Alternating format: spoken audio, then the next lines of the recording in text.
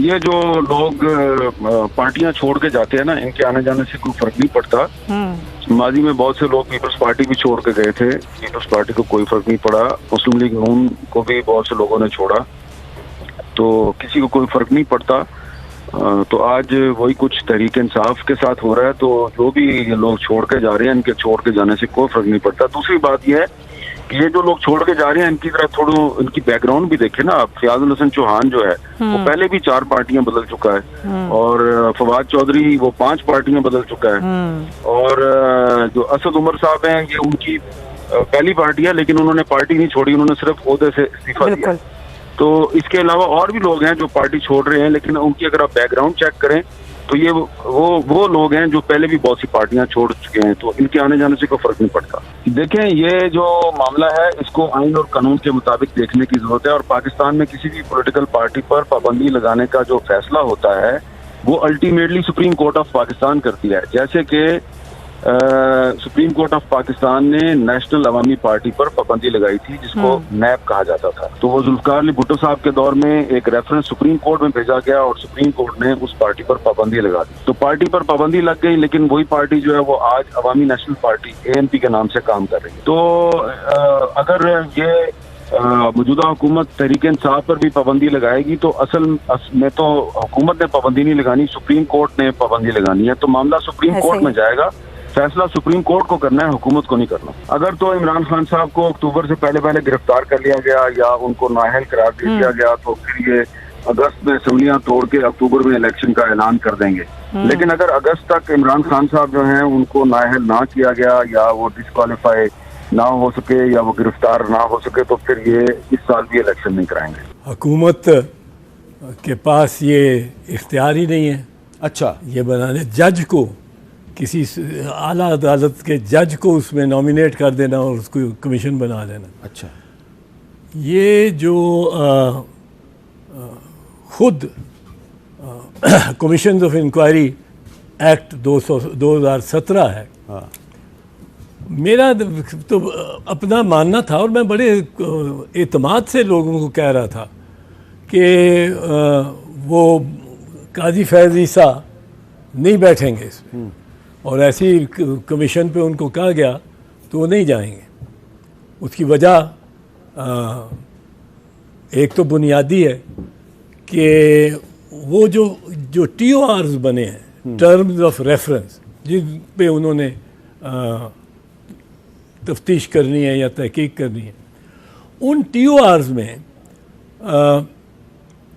ज़्यादातर वो मंडलाते हैं chief justice of Pakistan Umar Ata Bandial, और एक तो डायरेक्टली उनकी सास का मुबैना बातचीत है उनकी एक सहेली से, प्राइवेट कॉन्वर्सेशन है। अब उसमें ये अगर ऑडियो ये ऑडियो लीक्स या ये ऑडियो टेपिंग, ये अगर इसको देखा जाए तो ये खुद इलीगल काम है। ना सिर्फ इलीगल है, मोहतरमा बेनज़ीर भुट्टो शहीद के केस में 1998 में 97 की जजमेंट है, वैसे वो रिपोर्ट 98 में हुई, उसमें सुप्रीम कोर्ट ने ये होल्ड किया हुआ है, ये फैसला दिया हुआ है कि ये वायर टैपिंग और टेलीफोन कॉल्स को रिकॉर्ड करना ये इतना बड़ा जुर्म है एक हुकूमत के लिए कि ये अकेला ही वाहिद, और इसमें नहीं है कि जजों के या जर्नैलों के वायर टैप करना, किसी के भी इतना बड़ा जुर्म है कि इस अकेले चार्ज पे कैबिनेट भी बर्खास्त की जा सकती है और असेंबली भी तहलील की जा सकती है, और ये चार्ज था, अब होल्ड किया सुप्रीम कोर्ट ने। तो पहली तो बात यह है कि मैं ये समझता हूँ कि ऑडियो लीक्स, अगर काजी साहब को ये लिख देना चाहिए था वापस कि ये ऑडियो लीक्स की आप किस तरह बात कर रहे हैं, ये तो इलीगल है। ये आप गवर्नमेंट ही अगर खुद से पेश कर रही है रिकॉर्डिंग्स, तो गवर्नमेंट ये तस्लीम कर रही है कि ये आपने रिकॉर्डिंग भी की है और ये ऑथेंटिक है रिकॉर्डिंग, क्योंकि पेश कर रहे हैं तो एक ऑथेंटिसिटी उसकी समझ के कर रहे हैं, वरना कमीशन बनाने की उनको क्या ज़रूरत थी अगर उसको वो सच ना मानते। मैं समझता था कि काजी साहब और वो कानून को बड़ी अच्छी तरह जानते, वो नहीं जाएगा। दूसरी बात, जो उनको ग्रेज करने के लिए बड़ा अहम जवाब था वो ये था कि जो रेफरेंस काजी साहब के खिलाफ खुद हुई, उस रेफरेंस में चीफ जस्टिस उमर अता बंदयाल, उस वक्त जज थे सुप्रीम कोर्ट के, उन्होंने काजी साहब के खिलाफ फैसला दिया। तो अक़लियती फैसला था, 6-4 का फैसला था, पर जो 4 थे उनमें से जजमेंट एक जो कंट्रीब्यूट की थी वो उमर अता बंदयाल साहब ने की। अब उन्हीं के बारे में उनकी सास की टेप और वो सुनना, ये मेरा ख्याल था ये एक ऐसी चीज़ है जो जज खुद ही कह देता है कि किसी और को लगा दो, मैं नहीं आऊँ। पर जिस उजलत के साथ उन्होंने इस काम को लिया है, फ़ौरन आज ही वो सुनाए कमरा नंबर 7 में बैठ गए हैं, जो एक फारिग कमरा होगा, कोर्ट रूम होगा, और बैठ गए और वहाँ से उन्होंने हिदायत भी जारी शुरू कर दी हैं। एक बुनियादी प्रिंसिपल है, जो बुनियाद जिसको कहते हैं ना, हमारे 1973 के आइन की एक बुनियाद है, सेपरेशन ऑफ पावर, इख्तियारात की तकसीम। उसमें जुडिशल पावर जो है वो सिर्फ़ और सिर्फ जुडिशरी और के पास है। लेजिस्लेट करने की, कानून साजी की पार्लियामेंट के पास है, और कानून पे अमल दरामद कराने की वो एग्जेक्टिव इंतज़ामिया के पास है। अब ये जुडिशल पावर जो है ये गवर्नमेंट या एग्जेक्टिव है वो एक्सरसाइज ही नहीं कर सकती, और ये सेपरेशन ऑफ पावर्स के ख़िलाफ़ जाता है कि आप किसी जज को, गवर्नमेंट चीफ जस्टिस की रजामंदी के बगैर अमूमन क्या हर मरतबा ये होता है। और मैंने खुद जब इंटीरियर मिनिस्टर था 2-3 मरतबा ऐसी कमीशन ऑफ इंक्वायरी सेटअप करनी की ज़रूरत पड़ी, तो मैंने chief justice Lahore high court, उस वक्त इस्लामाबाद लाहौर हाई कोर्ट के मातहती आता था, तो मैंने chief justice Lahore high court को ये इस्तदा की, लिखे कि आप बराए करम कोई एक जज इसके लिए हमें ये कमीशन को की सरबराही करने के लिए आप उनको ज़रा मामूर कर दें मामले के लिए, और वो कर देते थे कोई जज, और वो जज ये रही है, ये प्रैक्टिस ही ये है।